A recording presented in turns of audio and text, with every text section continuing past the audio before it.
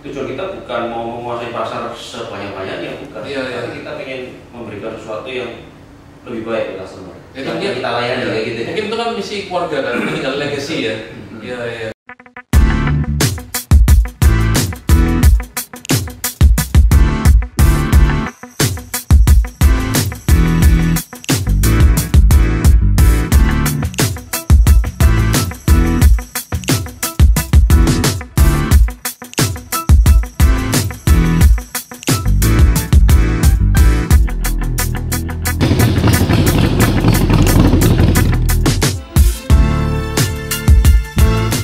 Hai guys, welcome to my channel. Hari ini gue interview orang spesial. Gue research jarang ketemu tentang informasi lebih banyak, dikit-dikit aja. Jadi share dengan orang ini, sharing backgroundnya sama, dari Surabaya, sama-sama adik kelas, temannya adik saya. Dan dari dulu gue kagumin karena sama-sama berangkat dari Surabaya, tahunnya hampir sama, dan dia jauh lebih sukses berkembang sistem. Sampai akhirnya dari Surabaya bisa ke Jakarta juga, gede. Bidangnya berbeda dengan saya, bidangnya berbeda dengan gua. Kalau gua tertutup di niche audiovisual untuk komersial, kalau beliau ini di consumer elektronik. Oke, welcome Roy Suprapto. Apa kabar? Thank you Roy for coming Roy. Yeah, ini kehormatan karena gua ini riset tentang lu susah, dikit-dikit informasinya. Ya maklum kita nggak terlalu terkenal masih. Wah, nggak terkenal gimana? Dulu aku pernah ada orang interview orang dari kota lain yang di bidang berbeda, tapi bidangnya sama dengan kamu. Dia bilang, wah, Hartono itu suatu yang terbesar di Indonesia, terpercaya. Berapa orang kayak gitu? Dia dari bidang konsumer elektronik mau nyoba ke pro, ke komersial. Iya. Nah, oke. Jadi ini Roy, kalau boleh cerita dikit dari background ya. Lu kan dari Surabaya ya? Iya, asli Surabaya. Asli Surabaya di Petra Manyar toh? Iya, betul. Petra Manyar ya. Iya, betul. Petra Manyar dari situ lu ke Waktu itu dari Petra Manyar lanjutin ke Ubaya dulu, ke Universitas Surabaya. Bachelor lu dari Ubaya? Dari Ubaya. Oh, oke. Setelah itu baru graduate-nya di New South Wales. Oh, oke. Waktu lu di Surabaya itu sengaja bachelornya karena lu memang membantu orang tua juga ya?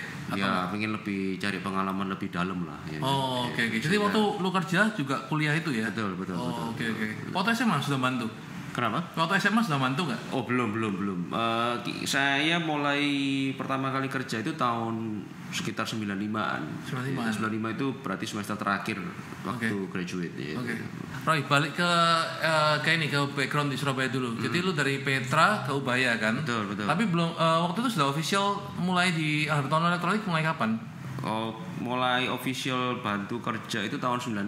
Jadi di semester terakhir. Oh, semester terakhir. Semester terakhir. Saya lulus 96 waktu itu. Oh, oke. Ya. Tapi bukannya waktu gua sering mampir Kerta Jaya 75 ya? 90 waktu itu 90 ya. 90. Yang pertama 90. 90 betul. Kan di lantai 2 kan ada kantornya kan? Iya. Bukannya kamu sudah banyak bantu ya? Gua lihat sering ya mampir lah ke toko ya? tapi belum terlalu mendalami waktu itu. Oh, oke. Itu yang pertamanya di nomor 90. Pertama 90. Oke, lalu pindah ke setelah itu pindah ke 202 ya kan karena tahun 97 kita kebakaran di situ. Oh, kebakaran, oke. Iya, terus setelah itu pindah ke 202 terus di situ beberapa tahun pindah lagi ke yang sekarang di Mer. Kalau yang di timur ya, ini Surabaya Timur. Oh, Mer. Oh, ada dua ya. Mer enggak pernah tahu. Iya. Mer sama satu lagi di Darmo. Kalau di Surabaya kita ada beberapa sih di Darmo. Kantor pusat kita sekarang ini di Bukit Darmo. Di Bukit Darmo. Itu kantor pusat plus showroom-nya ya? Plus showroom-nya, betul. Showroom Darmo. Oke. Jadi sekarang total ada 7 ya? Total kita 8 sih. 8. Masih 8. Surabaya ada 4, 3. Surabaya 5. Oh, Surabaya 5. Lalu Sidoarjo, Malang? Sidoarjo, Malang sama di sini. Oh, oke, 8 jadinya. Oke. Di Surabaya kenapa kok perlu sampai 5 gitu? Ya, karena waktu itu kan kita dasar pemikirannya adalah sebelum kita expand keluar, kandang kita ini harus kita kuasain dulu kayak gitu ya. Okay. Kita harus secure, kita punya base dulu seperti itu. Kandang berarti artinya Jawa Timur? Iya, Surabaya. Oke. Surabaya. Lalu kok buka Sidoarjo sama Malang? Ya, Sidoarjo kan merupakan kota yang cukup berkembang ya. Kita lihat cukup berkembang dan nggak terlalu jauh dari Surabaya. Oke. Dan kalau Malang kita lihat itu sebagai kota tingkat 2 yang paling berkembang di Jawa Timur saat ini. Oke. Tapi Jawa Timur ya? Ya, masih Jawa Timur, betul. Kenapa kok nggak dari Jawa Timur kenapa nggak ke Jawa Tengah, kok langsung ke Jakarta? Ya, karena kita, secara pribadi saya melihat bahwa di Indonesia ini panggungnya di Jakarta kayak gitu. Ya, pasti. Jadi istilahnya setelah kita merasa secure di Surabaya, solid, kita udah solid di Surabaya, di base kita.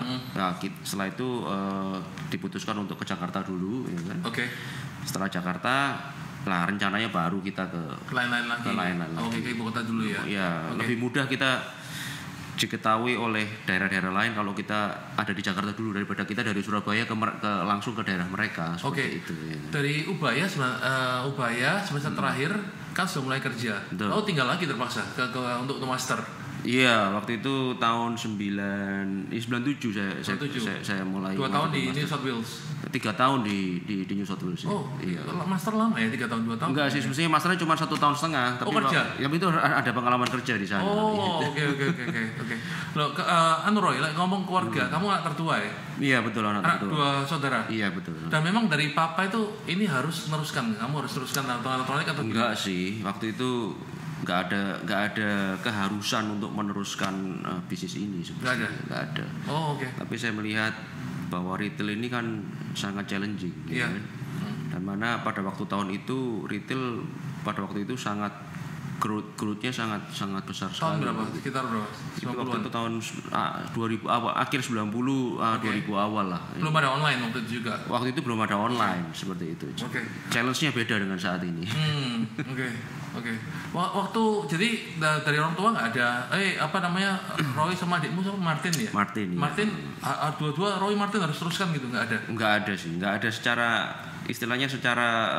paksaan itu harus kayak gini, nggak ada sih. Nggak ada. Terserah kita aja gimana. Jadi kamu yang memutuskan hari itu. Kita memutuskan untuk setelah lulus, memutuskan untuk kembali dan mengembangkan bisnis keluarga ini. Saya sampai sekarang masih perusahaan keluarga juga ya. Semua terlibat ya. Tapi papa pensiun. Iya, udah nggak terlalu terlibat lah. Ya. Oke. Balik sebentar Roy. Flashback ke awal Hartono Elektronik berdiri di Kartajaya nomor 90 ya. Iya. Aku ingat sekali kok. Aku sering mampir ke sana lihat lantai 2 itu. Lalu aku selalu bilang ke adik sama ke mama papa, waktu itu papa masih hidup. Pak, kita mesti niru Hartono Elektronik, punya sistem kayak gitu, masa tradisional terus kayak gini. Akhirnya kita memutuskan juga saya pindah Jakarta karena waktu pulang Amerika ke Surabaya kan keluarga tradisional banget kan, nggak usah ini mau tak ini nggak boleh. Akhirnya ya udah pindah Jakarta aja. Aku mulai Jakarta 2000-an. 2000-an ya. Tahun? Kita mulai buka toko di Jakarta itu 2010. 2010, beda 10 tahun 2010, ya. Langsung betul. Yang di sekarang ini bukan? Iya, di sekarang ini tempatnya sama, cuman format bisnisnya beda kayak gitu. Ya kan? Jadi 2010 itu waktu itu awal-awal dari bisnis online sih semestinya, ya kan? 2010 itu. Ya kan? Jadi tujuan kita di Jakarta pada waktu itu pertama kali semestinya malah kita mau penetrasi di online waktu itu. Ya. Jadi kita menjadi beberapa vendor dari beberapa marketplace yang baru aja muncul. Iya, baru aja muncul waktu itu ya. Dan ya berkembang sampai sekarang gitu. Oke. Aku nggak sadar 2010 sudah ada di tempat sekarang. 2010 sudah ada. Cuman tapi satu lantai tok. Satu lantai aja di bawah. Oke. Kamu dibangun ini tahun 2000. Kita 2 tahun lalu ya? 2 tahun lalu. Kita mulai bangun yang ini 2 tahun lalu dan SPK-nya baru tahun lalu. Bukanya baru tahun lalu, betul. 2019. Juli 2019. Kalau misalnya kamu tahu bakal ada krisis situasi seperti ini, dibuka nggak segini? Tetap buka. Ya, mungkin kalau misalnya kita tahu ada situasi seperti ini, kita bisa pending dulu mungkin. Bisa pending pasti. Bisa pending dulu. Tapi karena kita udah terlanjur masuk ya. No choice kayak gitu sekarang ini. Tadi aku lupa, sorry. Waktu awal berdiri, papa namanya siapa? Hartono Suprapto. Hartono Suprapto. Oke. Tahu nggak kalau kita Google ya, sering keliru dengan ini kan, dengan beberapa dua yang lain. Pertama Jarum, Hartono. Iya. Keliru. Itu ada bahkan yang ada tulis di Wikipedia siapa founder Hartono Elektronik dicampur dengan Polytron. Iya, salah itu. Salah. Kedua ada lagi Hartono Mall, Jawa Tengah grupnya. Oh iya. Waktu kita riset itu juga jadi saya lihat bingung nih caranya, padahal beda ya. Iya, beda.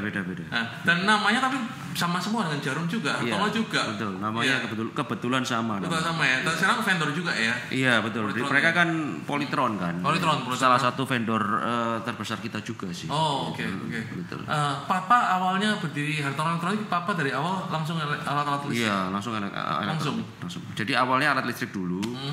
Kira-kira alat listrik itu maksudnya bukan elektronik, bukan consumer elektronik, tetapi lebih ke arah electrical waktu itu. Apa tools itu? Ya tools, terus setelah itu lampu, ya kan. Kabel. Ya itu kan. di Kertajaya juga. Di Kertajaya juga, tapi toko sebelumnya lagi, ya, toko kecil lagi ya kan. Sebelum Hartono yang sebelum yang 90 itu. Terus tahun kalau nggak salah tahun 91 atau 92 pindah ke 90 itu fokus ke consumer elektronik. 91. Mulainya kalau aku baca sejarahnya 1978. Iya. Betul ya? 1978 itu memang awal bisnis kita sih. Oh, oke. 78. Oke. Dari perkembangannya mulai dari nomor 90 ya yang betul. Itu ya. Itu adalah satu titik awal di mana kita memulai modern retailing kayak gitu ya kan. Dari Hartono yang nomor 90 itu. Iya, betul. Dari 90 itu kita mulai atur tokonya dengan lebih baik kan? Atur sistem dan segala macam Iya, gitu. Itu ngatur sendiri dari Papa atau dari konsulan manajemen, dari konsulan apa? Waktu itu kita dibantu sama beberapa konsultan sih. Memang untuk memulai sendiri rasanya agak susah ya, karena waktu itu saya belum terlibat secara langsung ya kan, tetapi untungnya dari orang tua kita waktu itu mempunyai keinginan untuk memperbaiki beberapa pos yang utama dulu. Oke. Gitu. Salah satu, jadi guys kalau lihat di Surabaya itu di Kertajaya maju dikit ke arah Pucang itu Ngagel. Jadi Pak Roy ini dengan saya sama mirip Kertajaya itu.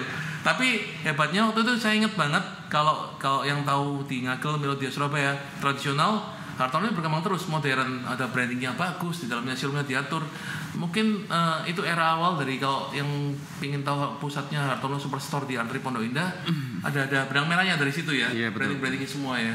Oke. Dari Papa mulai handover mulai kapan? Mulai handover itu tahun 2000. Mungkin 2002, 2003 lah ya, sekitar segitu. Oh, baru 2002, 2003, oke. Lalu dibagi nggak? Misalnya Roy ini bagian apa, Martin bagian apa, enggak? Oh iya, waktu itu sudah langsung kita bentuk struktur yang baru, ya kan, dengan tanggung jawab masing-masing, ya kan. Terus setelah itu kita mulai implement ERP yang pertama. ERP pertama tahun berapa? ERP pertama itu tahun 2004, ya kan. Pakai SAP? Enggak. ERP pertama itu waktu itu kalau nggak kita pakai Microsoft Dynamics, ya kan. Iya. Pakai Dynamics. Terus ya dari situ mulai banyak perbaikan sih. Dari situ yang pertama ya. Sekarang SAP nggak? Sekarang SAP. Kita SAP mulai 2014. Ya, mulai 2014 SAP sampai. Setan aja pusing ya. Aku sih kalau itu SAP aku berapa tahun ya. ERP salah satu kunci backbone nggak untuk retail? Kalau menurut saya iya, salah satu kunci backbone, karena dengan ERP yang benar itu kita memudahkan kita untuk mengontrol beberapa faktor penting kayak misalnya stok barang, flow barang, dan kita bisa mengetahui, istilahnya kita bisa mempunyai dashboard yang lebih benar lah, yang lebih jelas gitu. Semua apalagi ada 8 cabang ya sekarang ya? Iya, sekarang 8 cabang.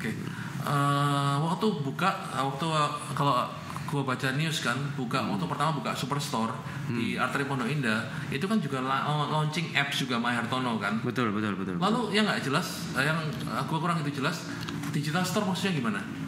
Jadi gini, untuk apps kita yang baru kita launching tahun lalu 2019 itu kita ada update app versi baru ya kan, My Hartono yang baru.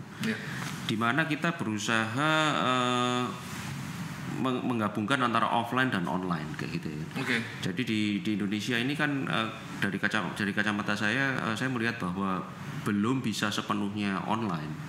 Jadi customer masih banyak yang ingin ke toko untuk melihat kan? Untuk research barangnya, untuk interaksi dengan tim sales kita kayak gitu ya kan. Tetapi mereka sudah mulai menggunakan apps-nya, menggunakan gadget mereka untuk belanja juga gitu ya kan. Maka dari itu di apps kita yang baru itu banyak sekali, kalau misalnya di My Hartono halaman pertama itu ada in-store mode. In-store mode artinya? In-store mode itu di situ customer kita bisa menggunakan apps kita untuk melakukan transaksi di toko kita secara mandiri. Artinya gimana? Jadi gini, terutama ini berhubungan dengan era sekarang ini ya, di mana banyak orang yang nggak mau interaksi, yang bukan nggak mau, membatasi interaksi dengan orang lain. Jadi dia bisa di rumah bisa search dulu barang apa yang dia mau, ya kan. Terus setelah itu kalau dia pengen lihat secara physically dan pegang barangnya secara di toko, ya kan, mereka bisa datang ke toko. Lalu sudah disediakan atau harus ke lantai tertentu? Mereka bisa cari barangnya di situ, kayak gitu ya. Di toko kan barangnya semua ada. Tinggal dilihat barangnya. Nanti di setiap barang yang ada di toko kita itu ada satu QR code. Nah, QR code itu bisa di scan dengan My Hartono dan itu akan di-linkkan balik ke product page yang ada di My Hartono, kayak gitu. Nah, nanti dari situ dia bisa langsung transaksi. Jadi dia nggak usah ke kasir lagi. Dia nggak usah ke kasir, nggak usah ngobrol lagi sama pramuniaga kita seperti itu. Jadi bisa dilakukan swalayan semestinya. Itu. Jadi masih digabung ya online sama offline ya. Apakah itu cuma di Jakarta? Itu semua Hartono bisa udah. Semua Hartono bisa. Di Surabaya juga bisa. Tetapi masih belum banyak digunakan kalau di luar Jakarta, ya kan. Yang banyak melakukan itu adalah yang saat ini yang ada di Pondok Indah. Jadi saya melihat bahwa customer kita di Jakarta ini lebih internet savvy kayak gitu. Lebih tahu internet kayak gitu ya kan. Kalau secara luas, apakah yang di Superstore di Pondok Indah terbesar dibandingkan kayak Surabaya juga? Oh enggak, yang di Jakarta ini enggak yang terbesar. Kita yang terbesar ada di HQ kita yang di Bukit Darmo. Di Bukit Darmo terbesar. Iya, terbesar. Cuma padahal 2 lantai ya? Itu 3 lantai. 3 lantai. Cuman begitu kita masuk kan lokasinya sangat luas sekali. Iya. Aku baru lihat dari luar terus sih, belum sempat mampir terus terang. Yang dulu sering itu terbesar di Bukit Darmo. Terbesar di Bukit Darmo. Oke. Tapi secara omset besar Jakarta kali. Masih Surabaya lah. Masih Surabaya. Masih Surabaya. Ya kita di Jakarta ini kan baru aja 1 tahun. Secara serius ini kan baru 1 tahun ya. Oke. Jadi kita masih bisa dibilang masih merintis lah di sini. Merendah lah. Tapi dari orang-orang kalau sudah terbesar lah di Indonesia kalau Hartono.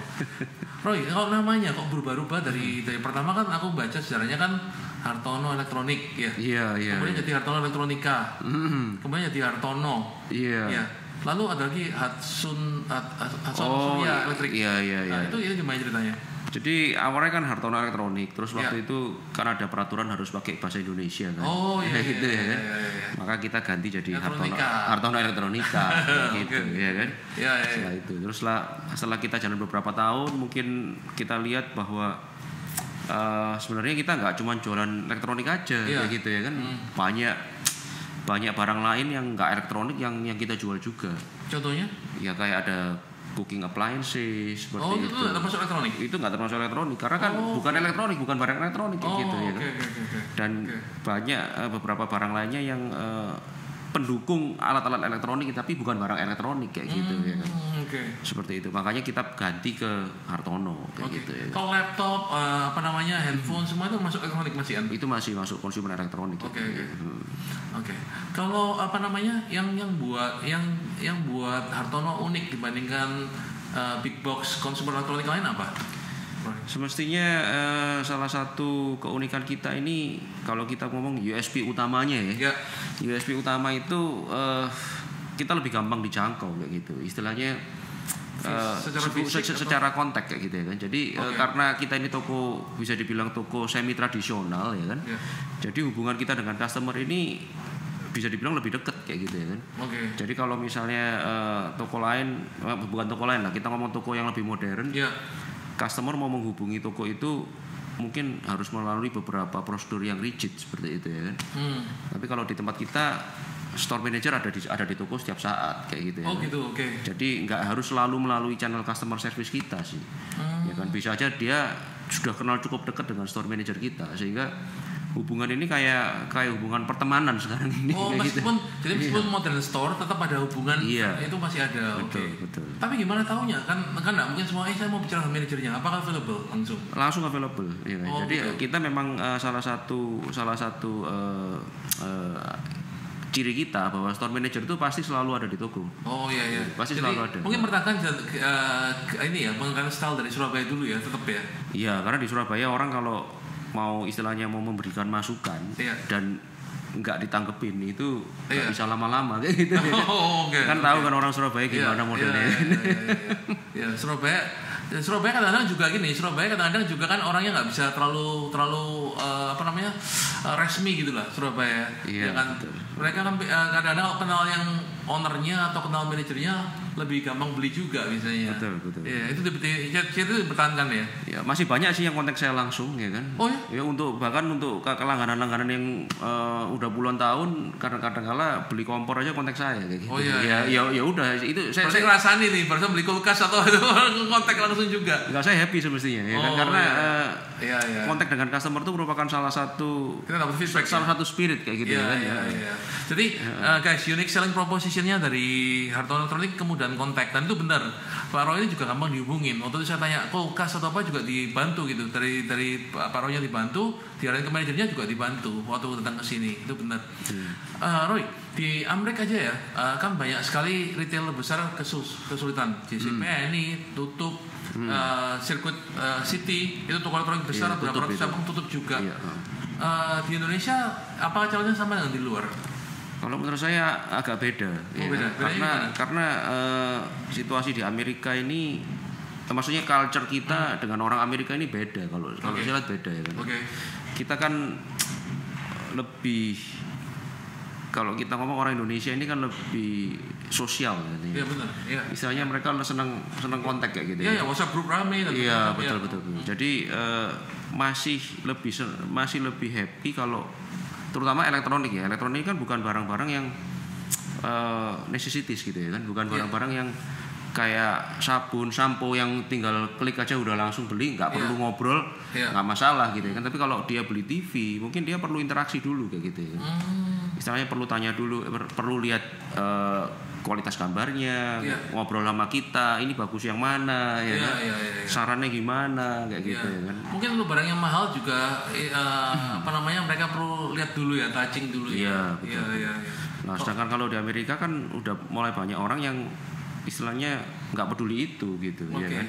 Mereka mau beli TV ya beli TV aja kayak gitu. Mungkin nggak, karena mereka masih ke toko. Orang Indonesia, customer di Indonesia untuk elektronik, mereka masih ke toko karena juga di online kadang-kadang kan ongkos ngirimnya mahal. Itu ya bisa jadi juga. Bisa jadi.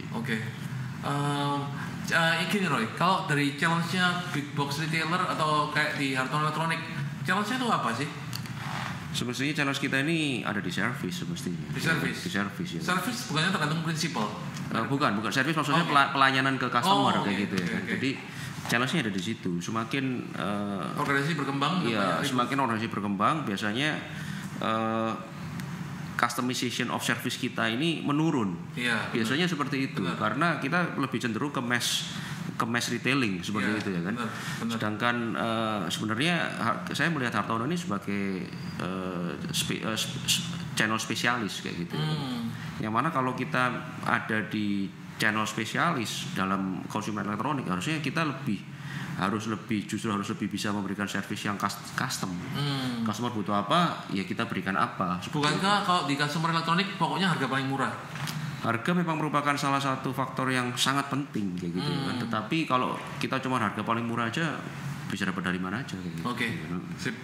Roy, kalau boleh share, menurut lu kunci suksesnya Hartono gimana pun menurut gua kan sukses ini. Ini apa sih yang buat beda? Tadi kan ada satu USP-nya kan gampang dikontak. Iya. Yang apa yang lainnya, Roy?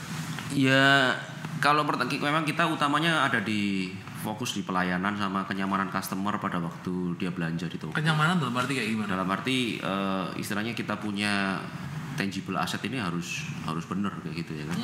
Harus layout yang bagus. Iya, layout yang bagus, tokonya benar ya kan. Terus display barangnya juga nyaman ya kan. Terus customer nggak merasa risih masuk ke toko kayak gitu. Itu merupakan hal-hal yang selalu kita perhatikan setiap kali kita buka toko kayak gitu. Dan yang berikutnya tentunya pasti harga kayak gitu. Harga. Nggak bisa dipungkiri kalau servis kita bagus, harganya tidak jelek. Bersaing, nah mungkin hanya sebagian orang aja yang mau kayak gitu. Ya kan? Tapi kalau servis kita bagus, harga kita bagus, ya tentunya itu ideal kayak gitu.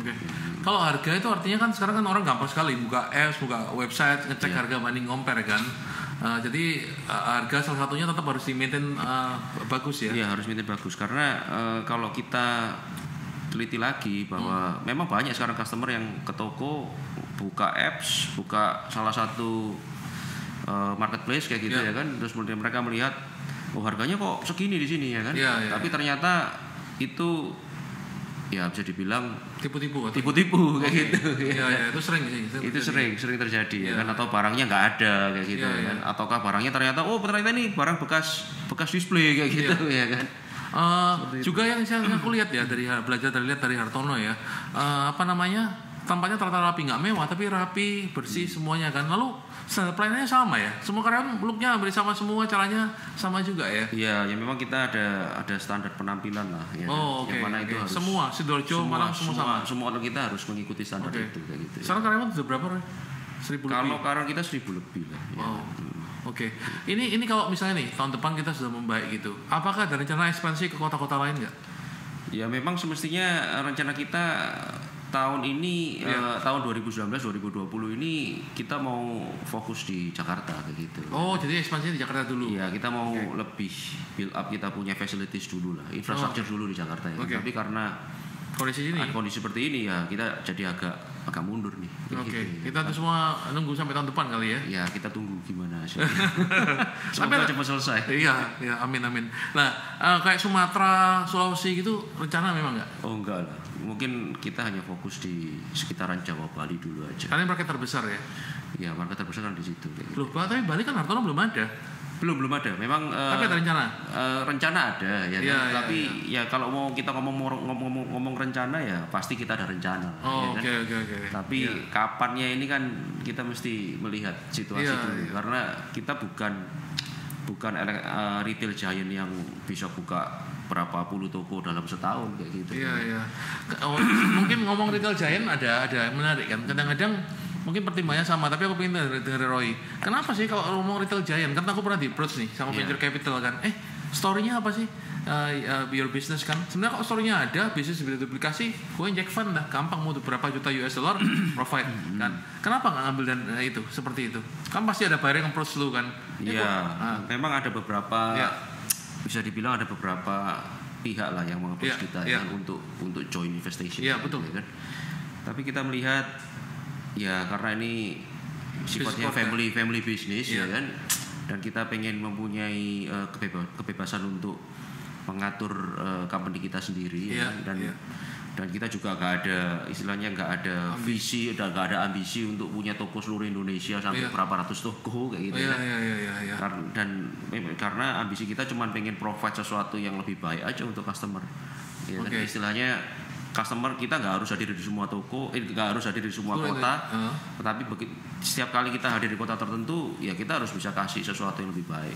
Iya. Jadi mungkin untuk jadi great nggak harus lu harus dominasi di semua kota ada ya. Harus. Iya. Nah biasa datang dengan dana luar masuk, visi masuk gitu kan. Mereka punya ekspektasi kan di drive growth, sehingga kita kehilangan value kita kadang-kadang. Ya, mereka pasti mempunyai sesuatu harapan-harapan dan target-target tertentu ya. Mana tentunya pasti itu adalah penguasaan pasar kayak gitu. Sedangkan kita kan tujuan kita bukan mau menguasai pasar sebanyak-banyaknya, bukan. Tapi kita pengen memberikan sesuatu yang lebih baik ke customer yang kita layani kayak gitu. Mungkin itu kan misi keluarga kan, kita tinggal legacy ya. Iya. Kalau kita masuk ambil dana investment dari luar, kadang-kadang kan growth at all cost, lalu dia ada cuan, perusahaan dijual lagi. Betul. Udah lain, value-nya udah lain. Iya. Oke. Jadi Hartono Elektronik ini menarik guys. Jadi meskipun salah satu yang terbesar di Indonesia, tapi masih menerapkan family values-nya. Selain dari bisnis ini yang konsumer elektronik yang sukses dari Surabaya, Roy Suprapto ini juga seorang biker hardcore nih. Kita mesti ngomong hobinya sedikit nih. Berapa kilo kalau seharian itu? Enggak lah, saya sekarang udah jauh menurun. Jauh menurun. Maksudnya dulu apa? Dulu setiap hari?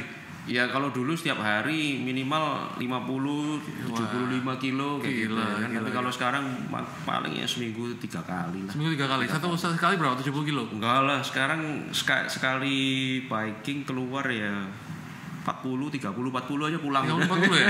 Ya berarti Jakarta Selatan ini aja. Iya, 30-40 pulang. Kecuali emang ada ada occasion khusus, mungkin ada temen datang atau siapa ulang tahun baru kita long ride. Tapi sekarang kan sementara ini nggak bisa pelotonan dulu kayak gitu. Iya. Tapi aku dengar dari teman katanya dulu, oh iya Roy hardcore nih. Dari Surabaya kita naik sampai ke gunung ya, Tretes ya. Iya, ya itu berapa tahun lalu lah. Ya. Bener ya. Berapa tahun lalu. Lalu dulu juga mountain bike ya, atau kecelakaan. Iya, sebelum road bike sih saya downhill dulu. Oh downhill. Iya, downhill. Gitu. Oh berarti downhill hardcore lah. Iya, downhill mulai tahun 2008 mungkin ya. Kecelakaan nggak? Kecelakaan 2 kali. Lalu tobat. Ya 2013 pindah jalur road bike. Oh oke. Jadi awalnya justru downhill. Iya. Wah ekstrim itu. Tapi di road bike juga nggak lepas dari jatuh juga, masih jatuh juga. Kok bisa ya? Ya road bike bukan berarti bebas dari kecelakaan loh. Oke. Tapi kan bisa dikawal banyak orang kan sekaligus. Iya. Tapi kecelakaan saya road bike yang terakhir adalah gara-gara ada kucing nyebrang jalan nyelonong kayak gitu. Oh, barusan? Oh enggak, itu 2 tahun yang lalu. Oke. Tapi sekarang ini dengan kondisi kayak gini ya, sepedaan jadi banyak sekali ya justru ya. Banyak sekarang rame di mana. Rame di mana? Justru kita menghindari yang rame padahal ya. Kita menghindari rame. Iya. Selain sepedaan apa hobi kalian, Roy? Selain sepedaan, hobi saya sekarang ini dengerin musik. Dengerin musik apa? Ya biasanya lebih ke jazz ya. Ke jazz ya? Wah sama dong. Jazz yang apa? Yang mainstream atau yang modern? Enggak, yang modern aja. Oh modern. Fusion atau yang santai-santai? Lebih ke arah fusion lah ya. Fusion? Berarti apa? Cik Korea atau apa? Ya mirip-mirip itu. Tapi dulu kan pakai sound system yang proper kayak gitu. Iya. Sekarang arahnya ke headphone aja. Oh headphone. Oh sekarang sama sepedaan ya? Enggak di rumah. Oh di rumah tapi pakai headphone kayak gitu ya. Oke.